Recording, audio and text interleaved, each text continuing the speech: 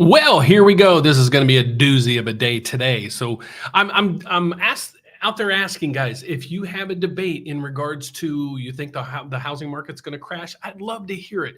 But the one thing I want you guys to understand is let's do me one huge favor if you would.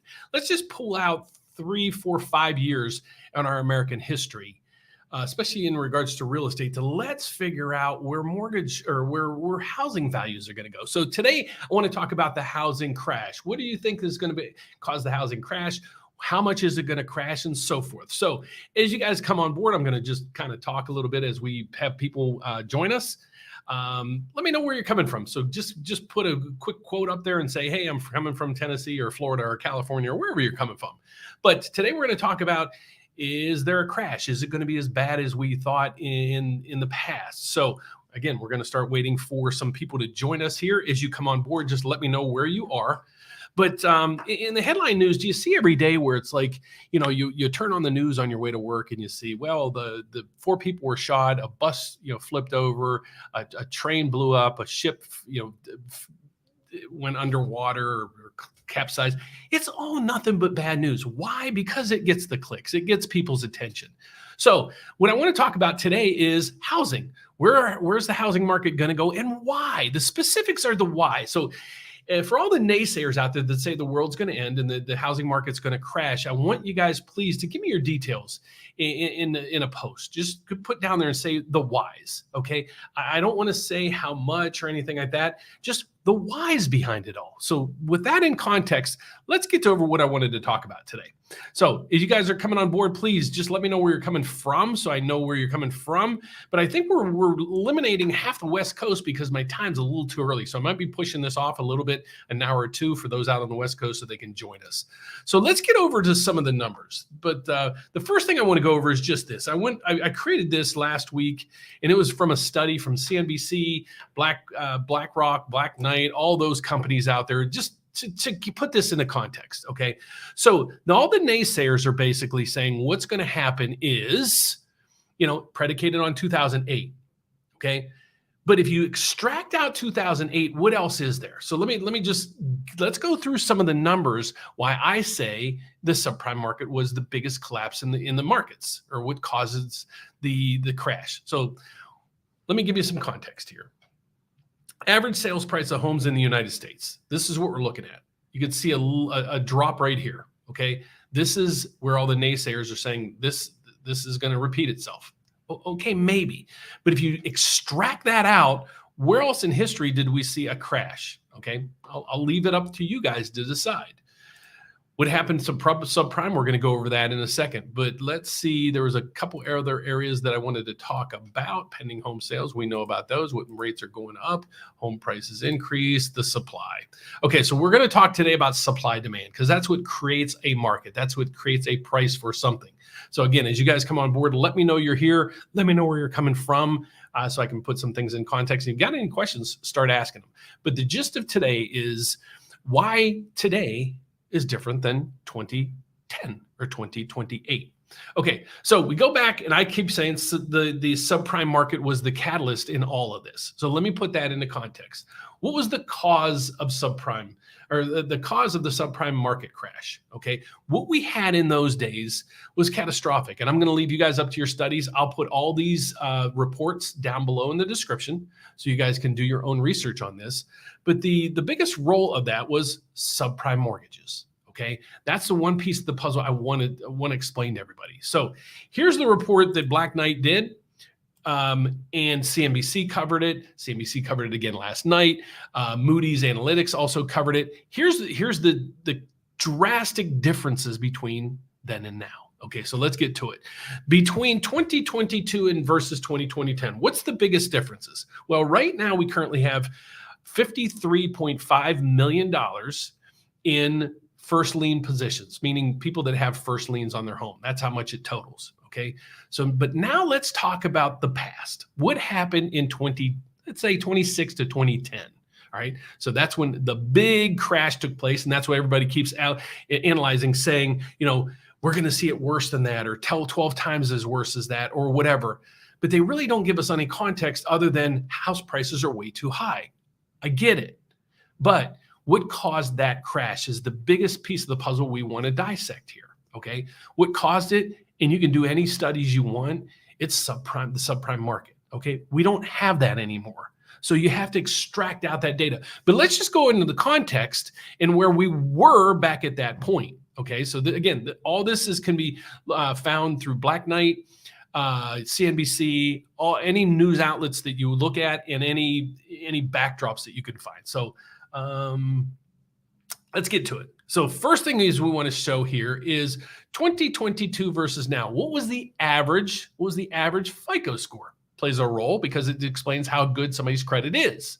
Okay. Well, right now we have the average credit score is 755. I hope you can see that. If not, I will try to increase it a little bit.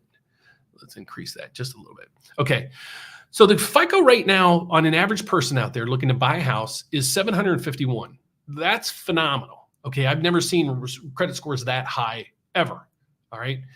Back in 2010, what was the average credit score? Well, we probably should go back to 2008, 6, so forth, because what happened was there were adjustable rate mortgages and they took till 2010 to kind of implode. But bear with me on this one. We had average credit score was 699, so under 700. Okay. In today's world, you would be considered a C mortgage.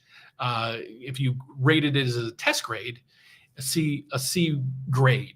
755 or 751, it's an A grade. Okay, 740 is basically the top end tier of when you're getting a mortgage, when you're talking to credit scores. Okay, so the other piece of the puzzle here is where the big kind of thing comes that most people don't realize, they don't understand.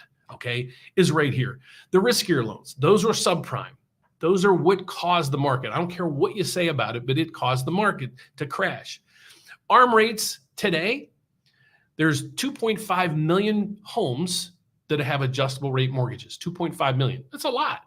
But in 2010, 13 million. Okay. So 6 times the amount that we have today. All right. So, okay, let's keep going down this path. How many of those had their interest rates reset in the particular year? All right. Well, in 2022, we have 1.4 million homes that their interest rates will adjust this year.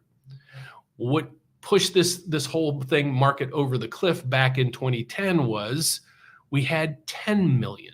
So 7 times the amount of people had mortgages that their rates reset in 2010, pushing everything off a cliff. Okay. At that point, that's basically what happened. Well, there's more to the equation there. Home equity right now, if you go down here to 2022, we have $11 trillion in equitable equity. What that means is we hold 20% off to the side. That's what's needed as a cushion in a property. But then there's 11 trillion in excess reserves still in the real estate market. All right. What we have today, or what we had in 2010, 1 out of 4 people were behind or had negative value on their home, meaning they owed more on their house than it was worth. So what do you do at that point? Well, you try to get it modified, which millions of people tried and a lot of them weren't successful. And then what happens is you go into foreclosure. Well, what happens at that point? Well, there's a fire sale on the property. So now the property that's worth $250,000 at that time is going to fire sale. It could fire sale for $150,000. Okay, that's what happened, and that completely crashed values of homes. And then as people needed to refinance or tried to refinance, they couldn't because when they got an appraisal done on their house, it wasn't worth enough that they needed to get a mortgage. And then the snowball just kept going on and on and on. That is the biggest piece of the puzzle when it comes to the mortgage crash of 2010. So there was no equity in homes. Today we have ample equity. We had way too many homes in subprime mortgages, and that was in the tune right here, 13 million versus 2 million now, 2.5 million. That was another catalyst for that, and poor standards of underwriting and poor credit scores. Okay, that was the cause. So now let's put that into context. If we review that data And again, I'm going to go through, and I apologize. I have a bunch of notes all over the board. Here's what's going on with the housing supply, but let's still go back. I want to go back to the average home. Okay, so I don't know if I can. Let's do a 10-year average. So here's basically the 10-year average. Let's go back. Let me go max again. Here's the time duration that everybody that's expecting a complete crash, here's the time frame that they're using. Okay, this goes back 50 years. No crash, no crash, no crash, a little setback, no crash. So why is everybody using this just small piece of data in our whole history to predict a housing crash? That's the thoughts I want you guys to explain to me, because I'm still saying between all of this, when you figure out a price of something, what's in that? Well, you have to figure out the supply and the demand. We've had ample demand over the last 3-4 years.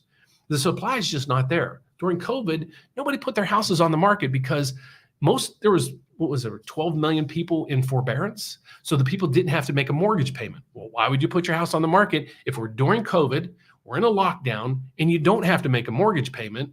Why would you put your house on the market? Okay, so that's one piece of the puzzle. There was also a foreclosure moratorium. You couldn't foreclose on a house. So that took all of that supply off the market. So at that point, what's left is supply. During this whole time, we know demand has been going up and up and up and up. Okay, even if demand just increased slightly over time, you're still going to have more demand than you have supply. What happens in that case? It drives up prices for an equilibrium. Yes, the Federal Reserve had a big role into this.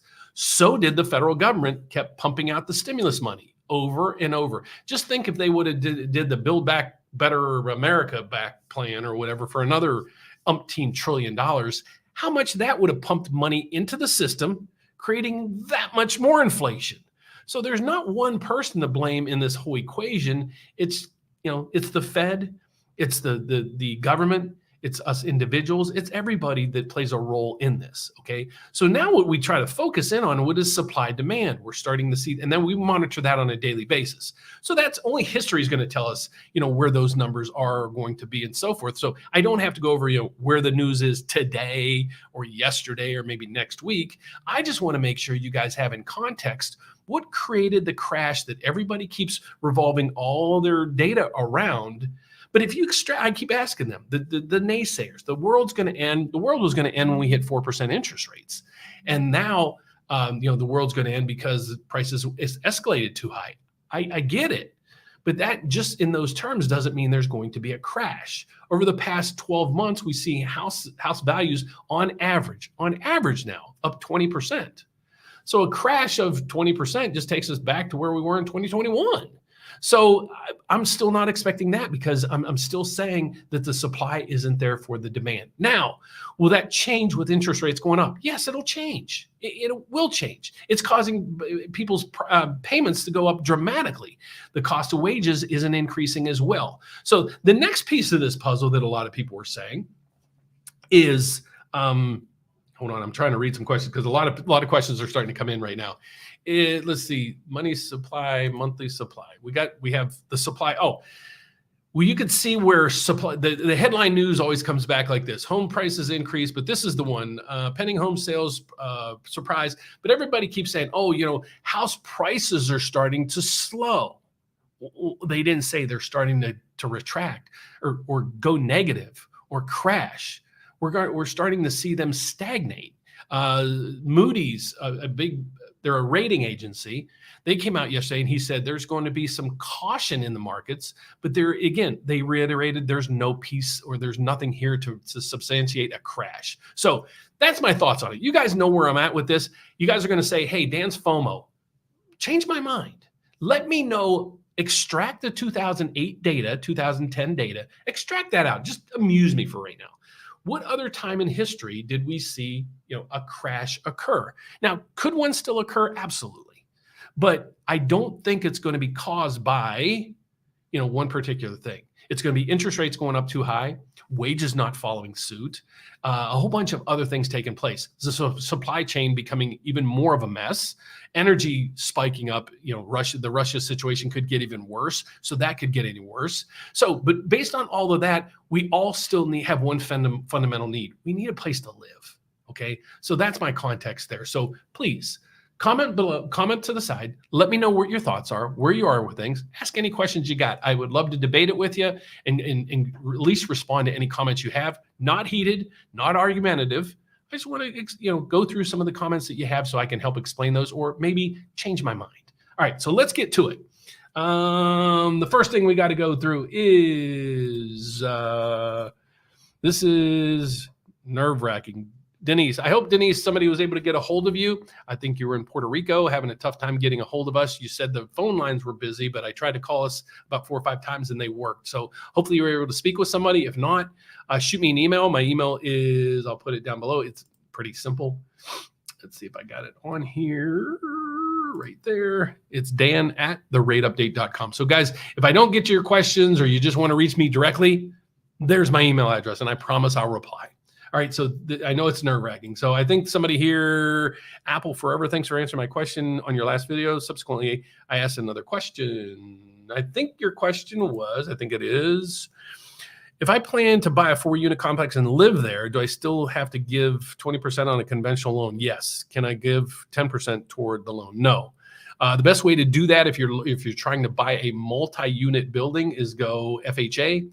Or if you're a veteran, go VA. The reason being is you need very little down payment. On FHA, you only need 3.5% still, even if it's a 4-unit. And VA is 0. So when you go conventional, it's a whole different dynamic. In your case, Apple, I think I responded a few times. I don't know why you wouldn't contemplate FHA. The rates are good. What I would dissect there is, do you have the money? If you have 20% down, God bless you. Go with the conventional financing. If you don't, FHA would be the way to go. And then you can always refinance in a year or 2 or 3 when you have built up some equity or you're there and so forth. And you can always refinance to get out of the FHA piece of the puzzle. But I would highly suggest if I was looking to buy a 4-unit building, I would probably go FHA. So I can put in the minimum down and use my cash. I love cash on the sideline is king. And we're seeing that in the markets right now. If you're invested heavily in real estate and stocks and crypto and everything, you're probably getting a little headache right now. Hey, we got somebody from Chicago. God bless you, man. Hey, Kevin, thanks for joining us today. Next piece of the puzzle, unemployment and high rates will bring down real estate. How high? Okay, Nico, I want to know how high you're thinking it's going to bring it down. Is it going to bring it down 1%, 2%?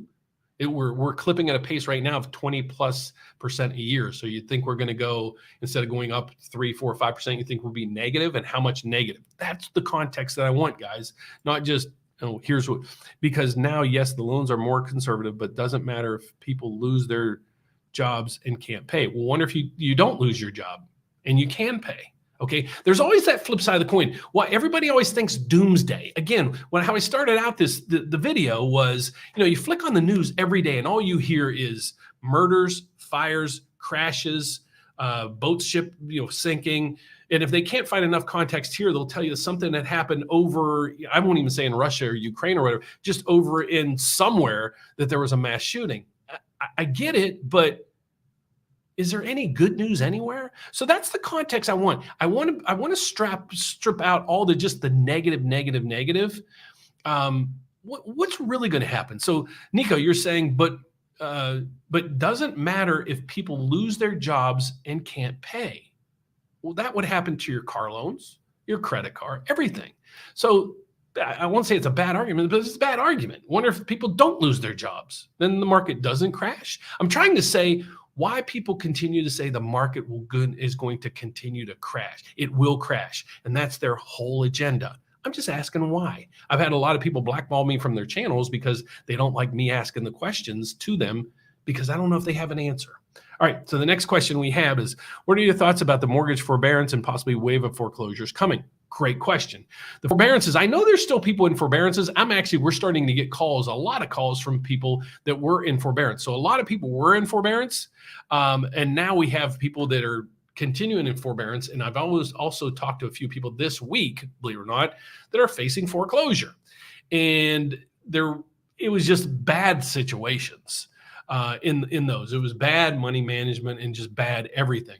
But there will be some foreclosures coming back. I think the banks learned their lessons over the past, 2008, 2010. There was a lot of regulations put in place to fix a lot of this stuff too. Let me go back to this. So maybe it's this. I'm sorry, my background's black. I like it like that because I can see stuff better. But I don't know if we'll see a huge wave because mortgage delinquencies are still really low. Okay, so we track that down as well. Mortgage delinquencies right now are basically at historic lows. So now you're going to have the context of people saying, well, mortgage delinquencies just spiked 500%. Okay, off of a 2-year time span when foreclosures were basically banned. So if you did potentially have a foreclosure back then, you had 50. If you have 100 now, they doubled. So it's a 100% increase. So it's really a bad analysis. Again, what I'm trying to have people do is think outside. Please do me a favor. Think outside of 2008 and 10.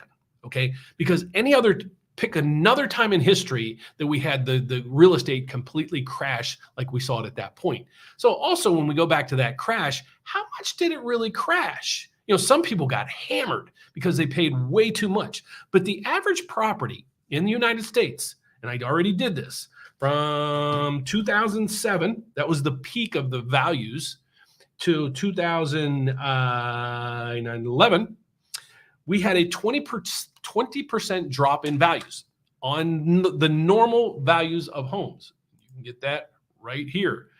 Got it right here. And this is from the Fed. So you guys can say, well, you're using, whatever blogs or guys, this is from the Fed. Okay. So you have it right here, 322.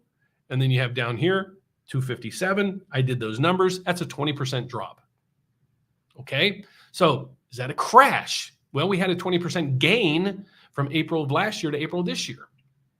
So that's where I want you guys to think outside the box a little bit. But thank you so much for the question.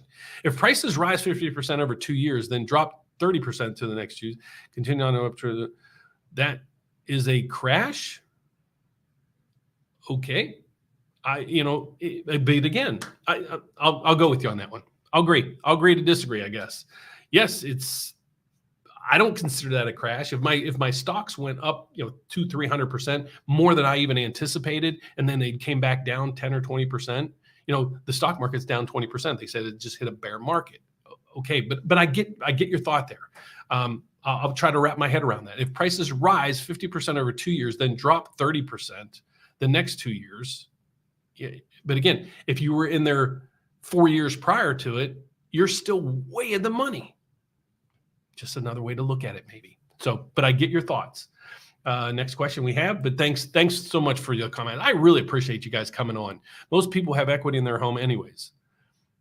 They do. And like I said, on the report that I just showed, there is, and this was done by Black Knight, there is $11 trillion in tappable equity. And what the tappable equity means, they've already stripped out 20% because you can't finance 100% anymore. So they take out 20% of the house's value. People still continue over and above that 20%, have $11 trillion in equity. Again, the previous crash, 1 in 4 was negative equity. They owed more on their house than it was worth because people keep churning those mortgages. If you were in the business, you'd get it. I was in the business. I was in the trenches. I'm still in the trenches today. Many of the YouTubers that you watch, they're not in the business. They don't practice it anymore. I do this every day. I do this in the middle of my workday. I'm still actively doing loans.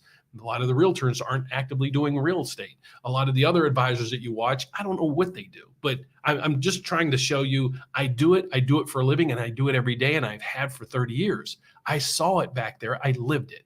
Okay, so that's the best. Hopefully you can appreciate that piece of the puzzle. The next thing is crash equal number crash. Bebo, explain the crash. That's basically what I'm asking people to do. Okay, equity in homes can vanish within weeks. It sounds all bubbly, but not true. It could, and I could lose my job tomorrow. I could be in a car wreck tomorrow. I could not wake up tomorrow. But it could. That's what I'm trying to get you guys off to. It could versus what's all the facts behind everything, and that's what I'm trying to do. So yeah, it could vanish. It could keep ticking up. Let's say it ticks up another 10, 15, 20% this year. People have been sitting on the sidelines for 2-3 years. Again, guys, I'm not FOMOing you have to buy real estate. I'm just trying to educate you on the facts. And most of the people's facts are based on 2008 to 10 data. Extract that data out, and then let's have a cordial dialogue. That's all I'm asking. I don't qualify for FHA. I own a home. I would rent my home out. And that's probably going to be really tough to do. I didn't know you're already a homeowner. So if you would, Apple, please call in. Give you the number down below. Any one of my guys would be able to help you. They also come to me to help in the situation. So in your case, you would basically be, you'd be kind of stuck on a conventional loan because you can't, in this context, here's what happens is the underwriters, they're not dumb. And this might happen, but it's very unlikely. Let me give you the example of your example. So some people, and we get these calls all the time, they own a house, let's say in the suburbs, and it's a $500,000-$600,000 home in the suburbs.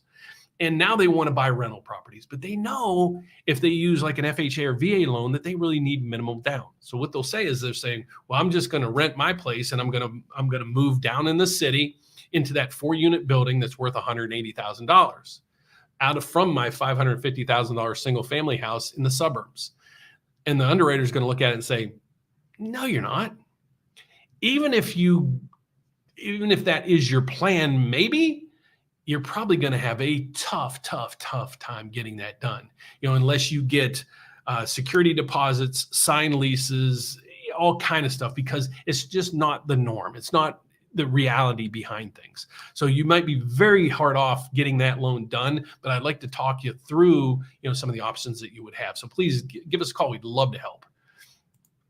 My credit score, perfect. So again, give us a call. There might be a non-QM program or something like that. We can get you in for a little bit less money. There is DSCR programs and a whole bunch of other stuff. So there are a ton of options for you. Some of those programs only require 15% down. So you might be able to fit into one of those programs, but please call us in so we can get all the details. All right. So I think we're getting some juicy conversation now. Let's get into it. Recession is a form of a crash.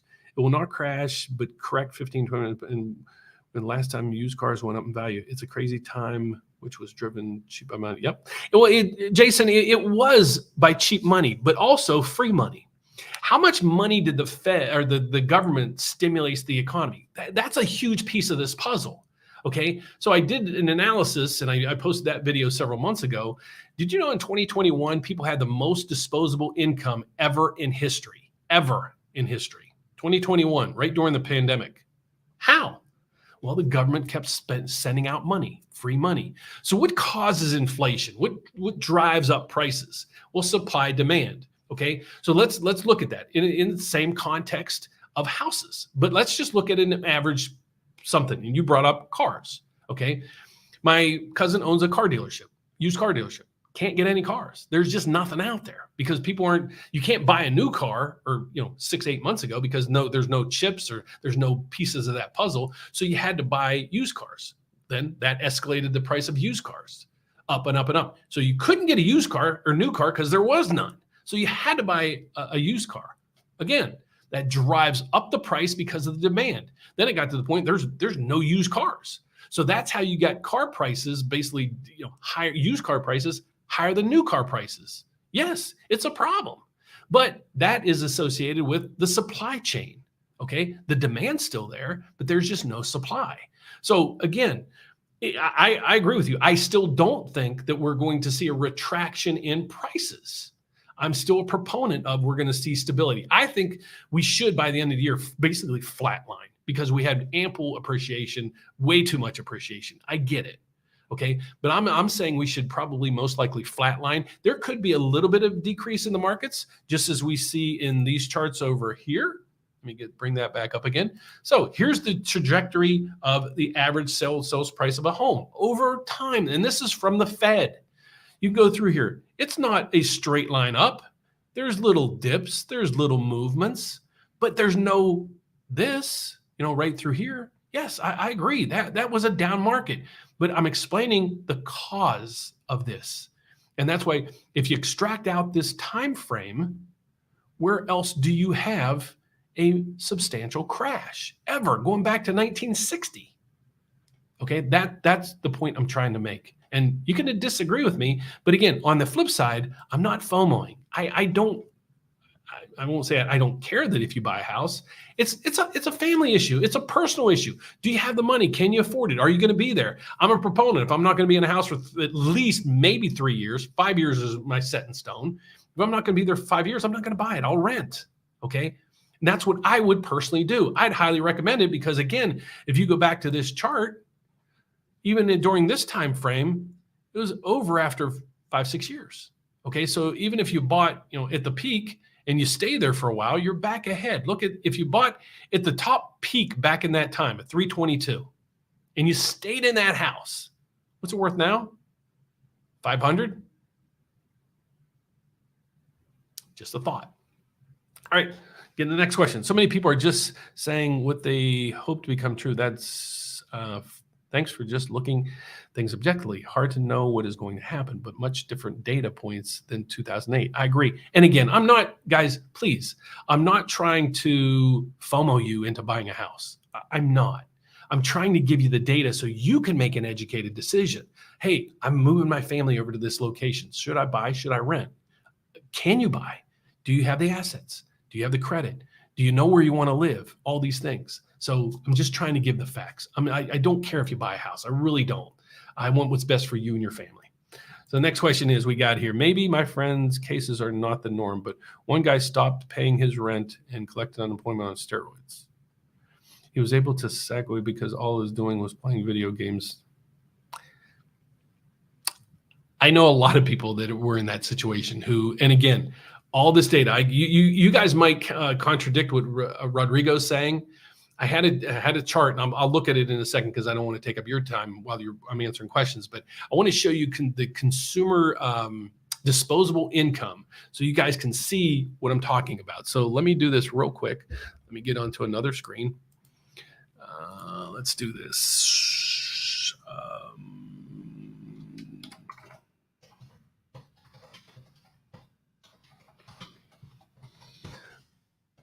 Income chart. See if this is it. That's it. So if you look at this disposable income chart, look at this time frame. This is during COVID. Oh, my bad. This is during COVID right here. Here's disposable income in the US. Let's just go to a max. Does that seem odd to you? A little bit odd? Okay, let's go back to a 10-year term. A little bit odd. Should we have been staying at a trajectory about through there, not through this? This was during COVID. How? Nobody was working. Well, Rodrigo, that might prove your point. So just saying. And that might be the other reason why so many people continue to buy to this day, still pushing up inflation numbers. But I still think energy is a huge piece of that puzzle. And yes, the Russia-Ukraine war is going to affect our grain and our food supplies, but it should not be affecting our energy prices. Shame on the U.S. on that one. With higher interest rates, affordability dropping, reducing the buyer's pool and allowing inventories to increase, do you agree? If so, do you foresee home prices dropping to meet buyers' affordability? That's a toughie. That is a real toughie. Here's everybody, and I get it. Home prices have skyrocketed, and the cost of that is higher. But we could see over the last 10 years, we spend like, I do too. My family, we're spenders, okay? But how many times do you guys go out to dinner, go out and have drinks, go out and stop at Starbucks every day? You ever look at your budget? I remember years ago when I was on a strict budget, there was things I just couldn't do that I really wanted to do. Well, you might have to make a decision. Do I go to Starbucks every morning and spend $8? Or do I buy a house? Things like that. But I agree, the affordability, income is not increasing at the same pace as housing, and it should be, okay? That's why I still feel housing values should only go up 3, 4, 5% a year, not 50. You have some parts of the country went up 50% in 1 year's time. It's absurd. I get it. I wouldn't be able to afford it. But at some point, there has to be some equilibrium here. I still don't think that houses are going to crash. And what I mean by a crash is 30, 40%. Can they come off their peaks by 10%, 12%? Yeah, but I don't consider it a crash. But if all the people out there, put that on their YouTube channels, nobody will click saying, hey, house prices are going to go up 4% next year. Would you click it? Probably not. But if I said, hey, the market's going to crash 100% in the next 6 months, guaranteed would have about a bazillion clicks. So I try not to do that, but it's frustrating when you do watch all those videos, then you dig into the context, there's no substance there. So I'll get off of that. Let's just talk our channel. Another friend and her father do the same stock market 401k so she could buy a house. Now she's struggling in her higher property taxes and inflation. I get it. Here's one piece of the puzzle that you guys don't realize is the real estate taxes. Is you buy these properties at these high values, your taxes are going to go up. So that could be another potential piece of the puzzle that could really hurt, but they're not going to go up exponentially. That should be able to price you out of a home. But every year there's nothing you can really do with your taxes. But do you guys often check to see if you can get an updated quote on your insurance? Last year and a half ago, I reached out to a buddy of mine actually after 30 years with Allstate, and I said, okay, what can you do for me? Save me $2,000. $2,000 a year. That's almost $200 a month. Okay. Those are areas of your life that you might need to change. Okay. So great question though.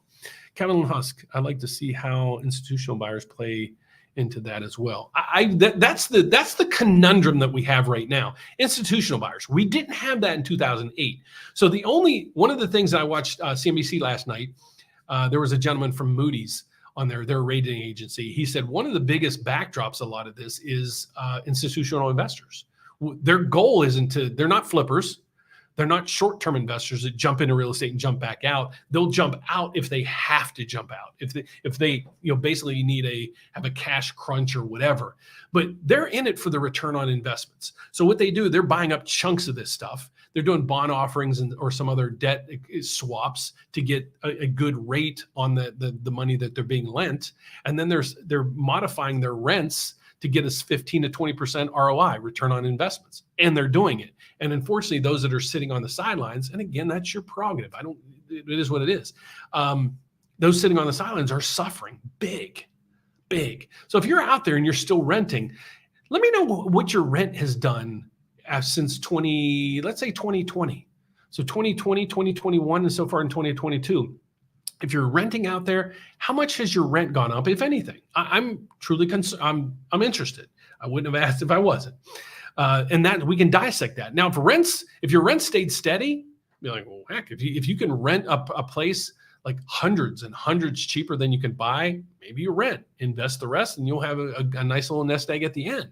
But over time, you see that house price appreciation continues to go. You pay down the mortgage. If you've been in that house for 30 years, you have a house, no matter what the value is, free and clear. And now you don't have to make a mortgage payment. If you rent, you have to rent forever. But again, I'm just trying to give you the facts behind everything. I'm so thankful and blessed to refinance my rate 2.5%. Down to 13 years more left on it. Perfect. You did great. So would I do anything with that loan? In Apple, I'll ask you, would you put up that house on the market to buy another house comparable to it and get at a 6% rate? Probably your answer would probably be no, but I'd love to know what your answer is. Next question is, thank you for your insight. Okay, so that's my insight. That's my explanation on why this is no market. It is not similar to 2008 and 10. There's no reflections in it.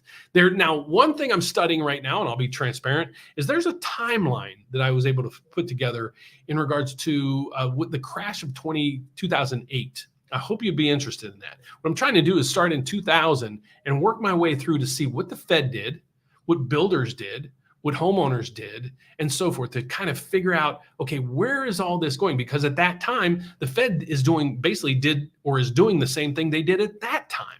Okay. But the good backdrop of all this is we don't have the subprime out there. And if you haven't lived the subprime market, it was goofy. It was just like, if you had a heartbeat, that was the joke. If you have a heartbeat, you can buy a house. And the government basically stepped in and said they reprimanded the FHFA. That's the agency that oversees Fannie Mae and Freddie Mac. They basically went in and said, we need homeownership to spike. Okay, so they really downgraded the underwriting standards, and then there was the creation of subprime. With all that, it was catastrophic. So Call me OG. I saw it. I've been there. I never understood why my dad never liked to invest in stocks. Well, he lived through the Depression. I get it now. When you put your life savings into something, then it crashes to nothing. You realize maybe that's not what the best thing for me.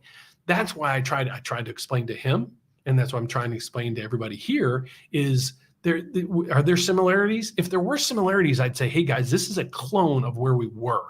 Okay, be very, very cautious. I have no problem saying that. I make a living doing this. I've done this 33 years. I make a good living. I've made a good living for this whole time. But I don't push this on anybody. It's your decision to buy a house or not. If I can talk you into buying a house, shame on you. Basically, the way I put it. Next question. Mortgage rates at the end of the year. Dude, I wish I knew. Let me just give you my educated thoughts. There's so many pieces of this puzzle that it's virtually impossible to figure out. It's a guess. But let me just go with the data that I have right now. What would I say? Okay, so the first thing we know is the Federal Reserve is basically backed out of buying mortgage-backed securities, the extent that they were. Okay, so that's going to push up rates. The next thing is the Federal Reserve is going to start to quantitative tightening.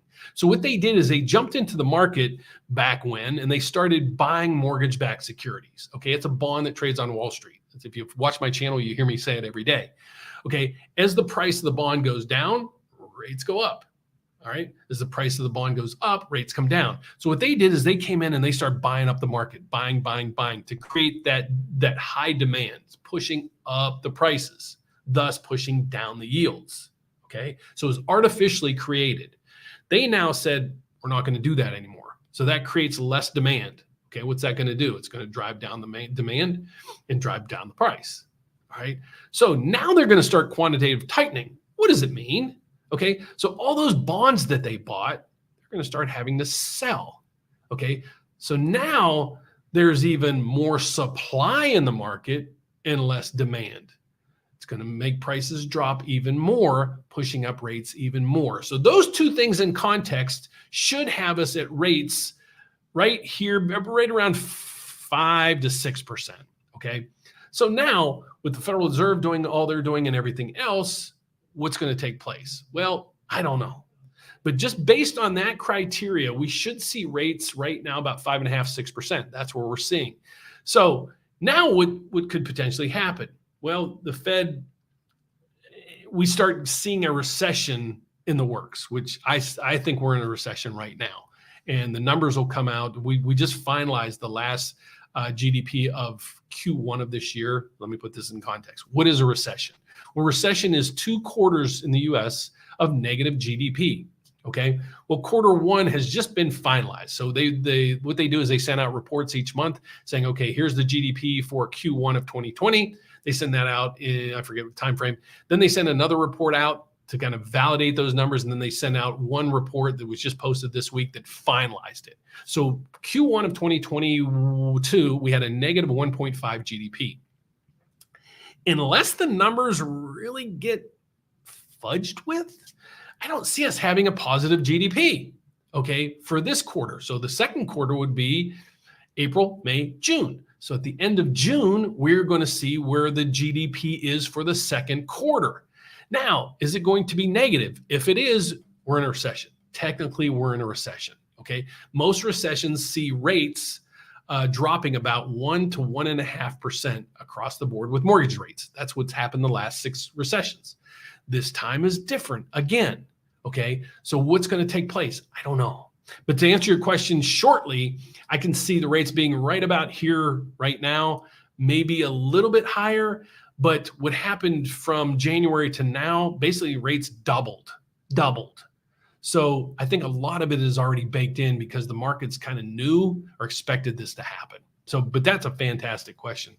Let's see. There's no motivation to sell or refinance currently. I agree. I don't want to sell my house, and I'm sure as heck not going to refinance because my rate's 2.7. I think it's 2.75, 2.625 or 2.75. I just missed 2.5, and I'm in the business. I bought a house cash back in November. I'm about 1 month finished to renovate it. Bought for 270. Now a little over. I wish I want to do a cash refund. Just need the 270. Can you help? I'd love to help. Yes, we can help. And now my team is federally chartered, so we can help anybody in the country. So you can email me, or another way you can do it is give us a call, and I will put that information right. Oh, I think it's down below. My apologies. So Jose, we would love to help you. The information is down below. But let's look at Jose's situation. He bought a house in November for $270. Now it's worth $500. He fixed it up. He renovated it. That's why the value went up. Is it bad that he did that? Or should he be ashamed that he bought a house and now the house's values is so much more? No. But that's where I think a lot of times when people say, I hope housing market crashes and this and that, don't say that. I mean, you're affecting millions and millions of people and families. I get your point. You want housing to be affordable, but it's to wish for a complete crash, I mean, isn't the way to go. And that's my thoughts. Thank you for reading my comment. You bet. I try to read them all. So I stay on here until I read them all. So if you guys keep asking, I'll keep staying. Tuesdays, I do it all day. I do Thursday nights at 7 p.m. I think I'm going to switch that up because I'm losing a lot of people on the East Coast. So I'm trying to find an equilibrium on time. So I'll post a comment on my YouTube channel to see what times you guys think would work best for everybody. Next one is monkey. Oh, don't even go there. The monkeypox. Along with new variant of COVID shutting down the U.S. this fall, winter, like it just happened in China. What do you think the Fed would do? Drop rates to zero and buy MBSs. I don't know about you, but I am so sick and tired of the pandemics. I don't think monkeypox. That's a too big of a hypothetical to address. But it's, again, I wish everybody would be a little more positive on things instead of, if I lost my job or if my house burned down or this. What if your house didn't burn down? What if you got a promotion and now you got a raise? So sometimes think of the glass as half full instead of half empty. But I get it. Will the U.S. shut down again? I can almost assure you that answer would be no. If we haven't learned our lesson with the last one created on the economy in the world, to do it again, you might as well just put a fork in it, because no business will be able to recover after that. Look at the bars and restaurants and all the airlines, everything. Everybody would basically be bankrupt. Could the government do that? They could, but that would be the stupidest thing I've ever seen. Inflation is still at all-time high. I get it. People don't have money to pay high interest rates and mortgages, so individuals make less than are completely out of the game. Not necessarily, no. This is a question that goes a little bit deeper. I get it where inflation's high. Maybe instead of renting, you have to settle on a smaller house. Maybe instead of, and I don't mean that so lax, but there is housing out there. But as you sit on the sidelines, institutional investors or just investors in general are going to buy up the market. Okay. All the houses out there that are created, somebody owns them. So, just ponder that one for a second. Okay. Respectfully, I don't believe in the crash, but I know I completely agree with you. I agree with that whole statement right there. There should be a correction. There's got to be somewhat of a correction, but a crash, I think a crash is again, a 40-50% reduction in home values would be, in my terms, a crash. I don't see it. I don't see it in the cards right now. So could it happen 2023, 24, 25, 26, 20, 30, 37? Yeah.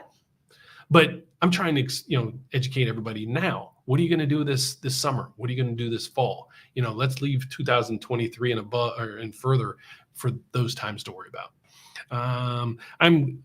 I am about to close on my house, but decided to lock in now. Deciding to lock in now weekend. It's getting closer to my closing date. Dude, you better lock in. Oh, so you're probably pre-approved. You're done. Watch my channel every morning, and where the direction of rates are going, and then pick your poison there. The biggest thing is, like, right now the market's flat, which I love flat. I can't stand the days when rates go up a quarter, down a quarter, up a half, down a half. I have sleepless nights. I truly do, thinking, oh God, I don't know what tomorrow's going to bring. A rate's going to skyrocket and we have a lot of clients who are right on the brink of qualifying for a mortgage. Another quarter or half in rate, they don't qualify anymore. So, I do worry about that as well. And I get it, guys. I'm on your side, but I'm just trying to give you the data, the facts that I know. And again, I'm not pumping FOMO. I'm just giving you the facts behind all this stuff. And ask me any questions. I'll even give me a minute. I'll pull up anything on my screen to highlight, the research that I've done. Do you think the increasing rent will cause builders to build more or less, or is it more based on demand? It's based on demand. You can start seeing builders now, the building permits and everything are starting to come back down. I still think there's going to be a glut of homes at the end of this year. You're going to have everybody that was in forbearance and so forth that just finally said, I can't do this anymore, put their houses on the market. You're going to have some people that are just like, I'm just cashing out. I'm going to cash out on the high end, buy a smaller house, rent a place, move to some sunny weather and go from there. So you're going to have that. And then you're going to have a huge spike in homes being completed by builders. So by Q4 of this year, I'm expecting a lot of supply to hit the market. That's why I'm saying at that point, I think prices are going to stagnate because there'll be enough supply in the market to get back to, 3 or 4 bids on a home versus 50 or 60 or 70. So that is going to stagnate the market, but give you a lot more options on what to buy. So that's my prediction. My predictions that I made last year for this year, I'm running about 3 to 4 to 5 months delayed, but they're starting to come into play now as well. But thank you for the question. Apple, what you got? I don't believe in a primary residency as an investment. I have to live, so I don't believe in a primary residency as an investment. Oh, I get it. Yeah, you're paying rent, but you're paying rent against the loan that you have on that house and that you're building equity on. That's a great point, buddy. I never thought of that. I don't look at it as rent. It's just or an investment. It's just a place I live and I'm building equity and can do with it what I want. I'm going to have to use that. I might plagiarize your statement, but thanks for that. I bought a new build last September 2021. Thanks for telling me to lock my rate in August before the rates hit. You betcha. And again, guys, I'm just trying to educate you on when to lock, what programs are available for you. I'm not a realtor. That's why I have realtors on here every week. I have one coming in from Boise, Idaho on Thursday. She's going to join us to tell us how Boise, Idaho is doing. It's one of the biggest growing states in the whole country. And that's why I'm having her join us. So, but no, I appreciate that. Next one is, how do I take away my PMI? I have my backyard done and I know that the loan to value is take your mortgage statement. There's an 800 number on there and call and just ask for somebody to analyze your PMI. So let's go on this.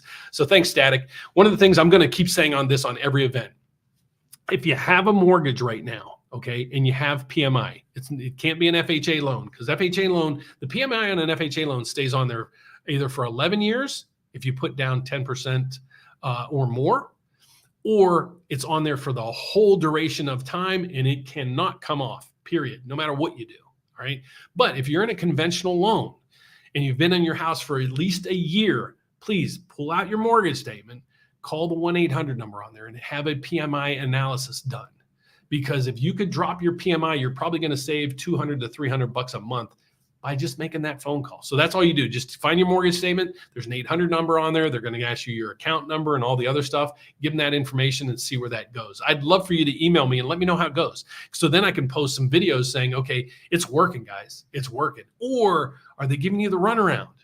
They shouldn't be giving you the runaround. So they might be telling you some BS that they're not supposed to be. I might be able to help you kind of expedite that or get through that smoke screen. But that's that. And that might do it for today, guys. We've been on here just short of an hour. Let me know. I'm going to post a thing on my YouTube channel asking you what time frames work for you. Because I think at 1 o'clock, I'm losing a lot of people from the West Coast because it's way too early there. And then my Thursdays at 7, I think I'm losing a lot of East Coast people because it's too late there. So I'm going to try to revise these time frames a little bit. I'm not going to really throw them way out of whack, but I'm going to start trying to do different times to help or get more and more people involved. So, but thanks for the comments, people. Oh, we got more. Magyar builders out in Las Vegas are now converting the rate lock fee as well as the fees on points negotiation sales prices too. I think they'll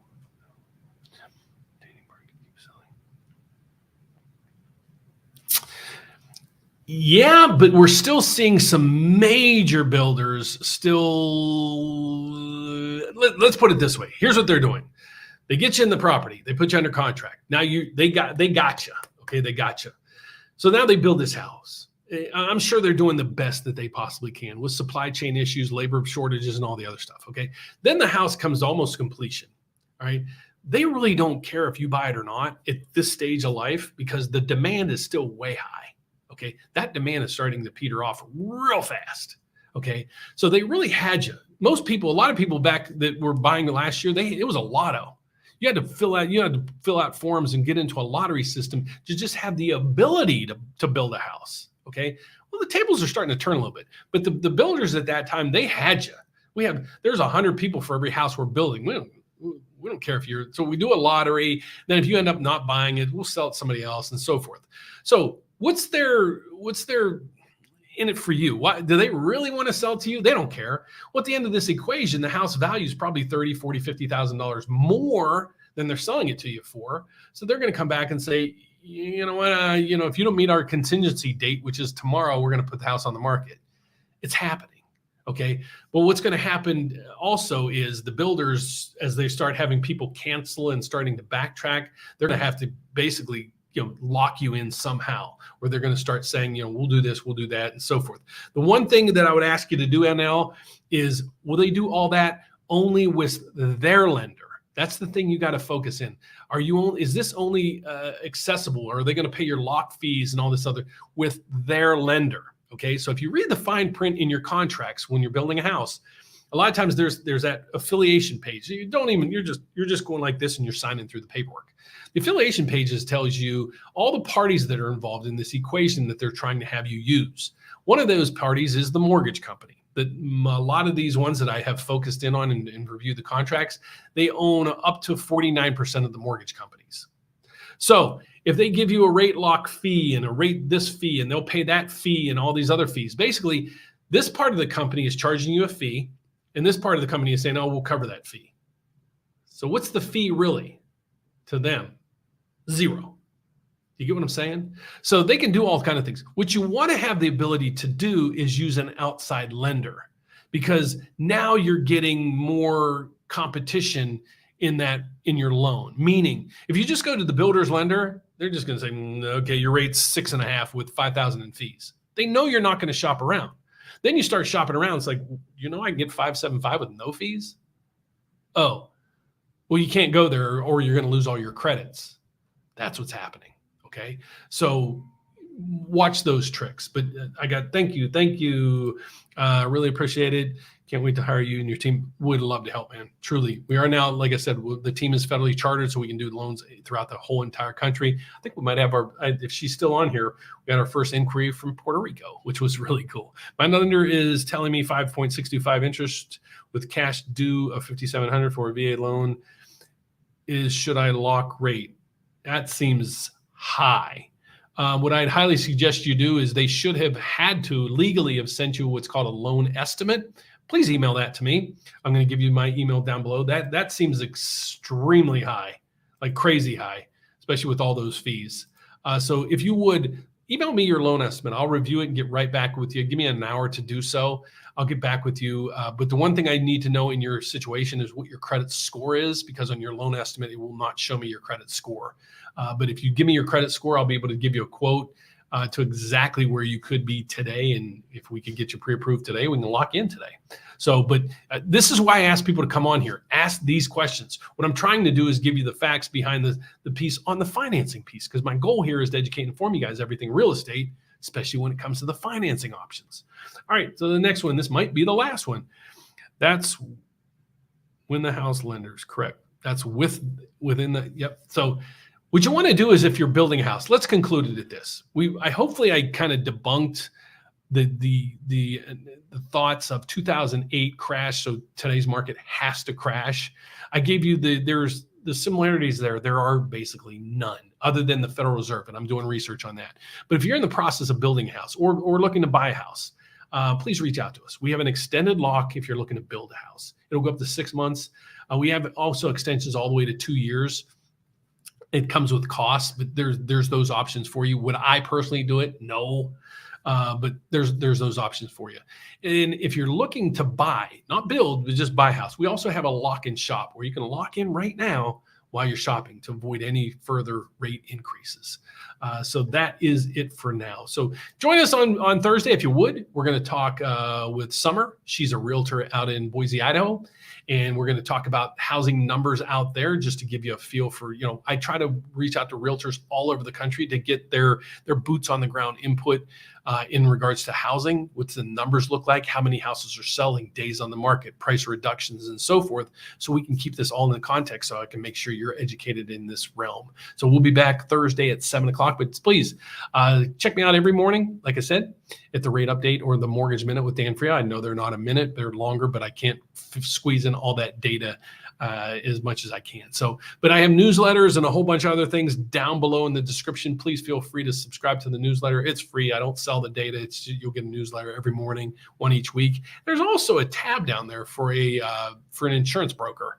It's the insurance broker I use personally to get my quote. They save me over $2,000. Feel free to reach out to them. They're good guys. They might be able to help you there. But other than that, I greatly appreciate you being on the channel, guys. Thank you so much. Before you leave, if you can do me one favor, just give us a thumbs up. It helps the algorithms. And other than that, I will see you tomorrow, first thing in the morning, letting you guys know what the mortgage rates are doing. So God bless, guys. Take care. If you have any other questions, feel free to email me or call the office.